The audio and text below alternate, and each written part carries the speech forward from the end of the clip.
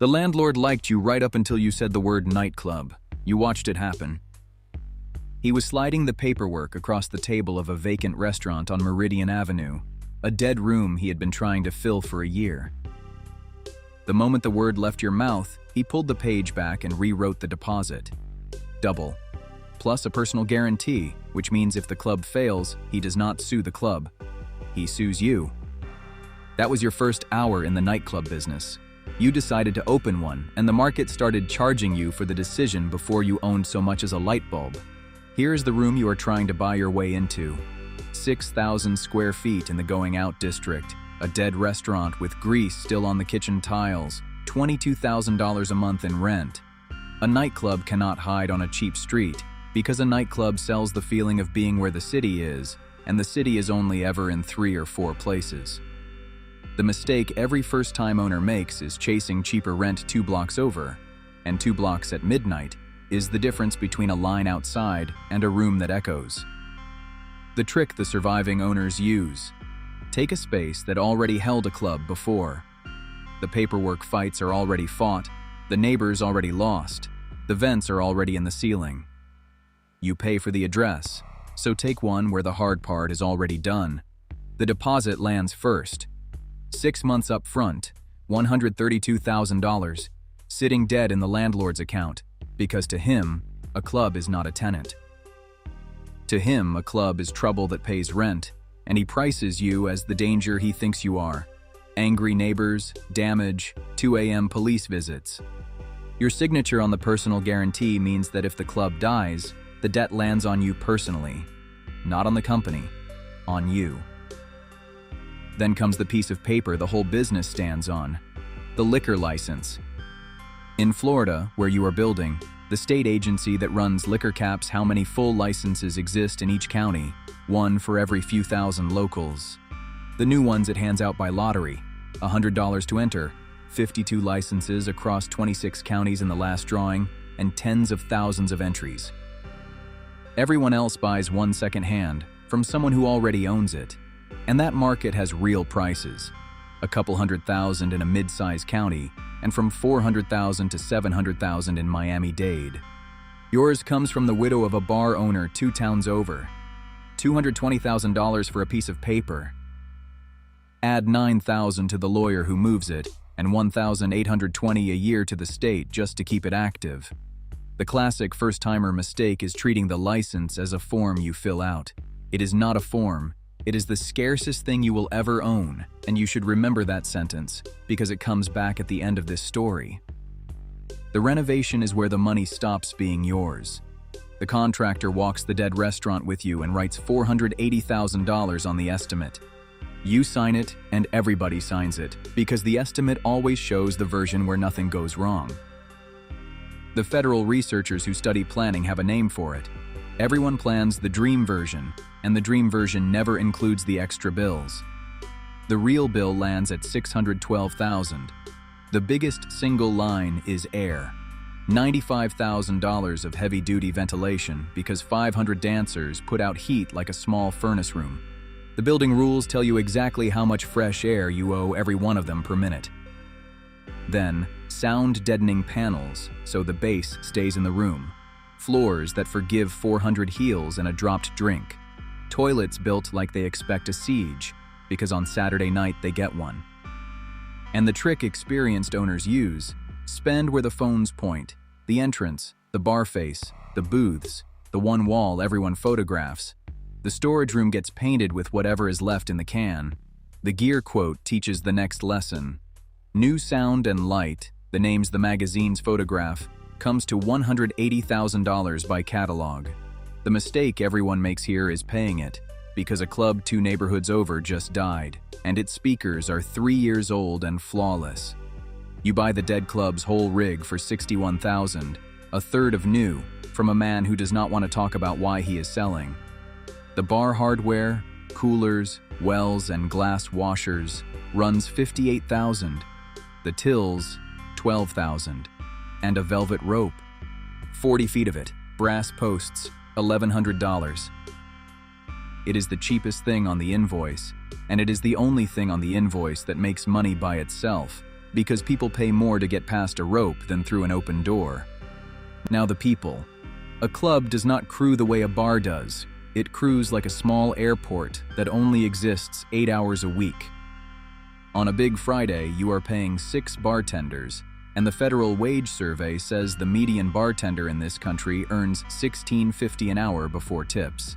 8 security at around $18.50.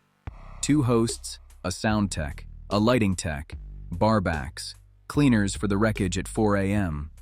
Call it $5,200 of payroll for one night before a single manager. The rookie mistake is thinning the security line because nobody notices security until the one night everything depends on it, and one bad fight costs more than a year of guards. The insurance man explains this to you personally. A quiet bar pays a few thousand a year, and your building with a dance floor and a 2 a.m. license pays $31,000 because the insurer has read the police reports of every club that came before you. Fights are a separate policy. Guests who drive home drunk are a separate nightmare. You sign that too. And you need Leon. Leon is a promoter, 31 years old, 4,000 names in his phone, and he does not work for you. He works with you, which you will learn is a different thing. Leon fills rooms, bachelorette bookings, camera-ready guests, the crowd that makes a room feel worth the door price. His price is a cut of the door and 15% of the bar on his nights. The mistake every new owner makes is thinking Leon is marketing. Leon is not marketing. Leon is the crowd, on loan. Opening night delivers everything the dream promised. 700 people through the door at $30 of cover. $21,000 collected before the first drink is poured. The easiest money the business will ever hand you. The bar does $18,000 more. The 12 tables along the wall clear $22,000. The best one, the table the whole floor can see, goes for $3,500 to a group that orders 4 bottles and drinks 2. That is not a drinking decision. The table exists so 400 people can watch 6 people afford it, and the 6 are paying for the audience, not the liquor. $68,000, one night. You stand behind the rope at 2 a.m., doing the math against a month. $22,000 of rent, $2,600 of insurance, the payroll, Leon's cut, the loan payment on the build. The math says you need 8 nights like this a month. A month only holds 8 Fridays and Saturdays. The mistake is right there in the arithmetic, and you make it anyway. You judge the year by the night the whole city was curious. Nobody will tell you how long a club stays the one everyone wants, because the number is different every time, and it is never long. For a year and a half, yours holds. Then it is August, the dead season, the tourists gone, the regulars at the beach, and a new place opens 9 blocks north with newer lights and an owner ready to spend more. Leon comes to see you on a Tuesday. He is polite. The new room offered him a bigger cut and first pick of the tables. He wanted to tell you face to face, and that is how you learn that the 4,000 names in his phone were never your customers. They were his. He leaves, and the following Friday your line is 30 people shorter. The Friday after that, you waive the cover so the room will not look too empty. August is the slow month anyway, and now it shows. A Friday door that used to collect $21,000 collects $4,000. Then the guest lists grow, the comp tables multiply, and the room is still half full of people, except now they are scenery you are paying for, not customers paying you. The first-timer mistake in this moment is the most expensive one in the industry, spending harder to buy the feeling back. More headliners, more ads, more free bottles. The decline does not stop, it just starts costing more. What do you keep paying for because quitting feels more expensive than staying? Name it in the comments. Here's the turn, the thing the whole build hid from you. You thought you were buying a bar with better speakers, and the bar was never the business. The bar leaks, overpours, spills, free drinks for friends, a slow bleed every busy night that no camera catches. The money was always the hierarchy. The rope, the tables, who can see whom, 9 tables carrying almost half the take of a room built for 480. And the hierarchy only works while the city believes your room is the room. That belief was never yours either. It was Leon's, on loan, and belief you rent can be taken back. You paid rent twice the whole time, to the man who owns the walls and to the man who owns the crowd. Only one of them signed a lease. 14 months after Leon left, you close. And this is the part no video ever showed you, because everyone films the opening and nobody films the exit. Closing has a price list, and you meet it item by item. The lease has 38 months left on it at $22,000 a month, with your name on the guarantee. The landlord's lawyer opens at $836,000. Months later, he settles for $180,000 in cash to make you go away. The demolition crew charges $28,000 to strip out what you paid $612,000 to build in, because the landlord wants his plain empty room back, not your design. The sound rig you bought for $61,000 goes for $19,000, to a man with bright eyes who has just signed his own papers 4 blocks away. He does not want to talk about why you are selling. You recognize the whole conversation from the other side. The velvet rope goes in a box. Nobody buys the rope. One thing in the wreckage moves the other way. The license. The piece of paper you paid $220,000 for sells in 9 days at $260,000. The county has not issued a new one in years, and the line of people who want to try their luck never gets shorter. The paper out-earned the building. The scarce thing held its price. The popular thing, the room, the name, the nights when 400 people screamed the chorus back at the DJ, was worth nothing the morning the belief moved 9 blocks north. Add the whole thing up, because a verdict needs numbers. About $1.1 million in before the first night. The deposit, the license, the build, the gear, the lawyer. Roughly $227,000 more to leave. The lease settlement, the demolition, the last payroll, minus what the shutdown sale gave back. Against that, the good stretch. 18 strong months where the club cleared real money, and for one good season, you were the smartest man in the city. Net of everything, the adventure cost you about the price of the license you started with. The entrance was priced to the dollar before you began, by the state, by the contractor, by the wage survey, by the insurance man. The exit was priced by nobody. That is the crooked math this whole business floats on. Everyone can tell you what it costs to get in.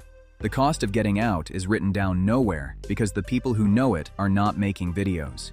If you were doing it again, you know what you would do differently, and it is one move: buy the paper and never the room. The license, leased out to whoever currently believes they are the exception, would have paid you every month with no payroll and no August, and it was the only thing in the whole million that went up. You did not need to own the party. You needed to own the thing the party cannot legally happen without. 3 things worth keeping from this, if you ever feel the pull of a room with a line outside. First, price the exit before you sign the entrance. Ask what the lease costs if it fails in year 2, what the gear resells for, who buys any of it. If nobody can answer, the answer is almost nothing, and now you know the real bet. Second, when one person can walk out with your customers, they are not your customers, and it is not fully your business. Count what you actually own before you spend $1 million proving it. The walls are rented, the crowd is borrowed, the paper is yours. Third, scarcity outlives popularity. The license that cost $220,000 held its value through the whole collapse because the state limits how many exist. The room lost its value the week the city stopped looking. Put money into what is scarce and let someone else pay for whatever is fashionable this year. The new Man's Club opens in the spring. You know because everyone knows. The whole city is curious. The line goes around the corner, and the velvet rope at his door is yours. He came back for the box after all and paid $50. Some Friday nights you drive past on the way home, and the bass rolls out through $95,000 of somebody's ventilation. From the sidewalk, you can name every single number inside that sound. He waves. He is sure it will be different for him, and tonight, with the line around the corner, it genuinely looks like it. You paid $1.3 million to know exactly what he is looking at. And if there is a next time, you will not be the man behind the rope. You will be the man who leases him the license.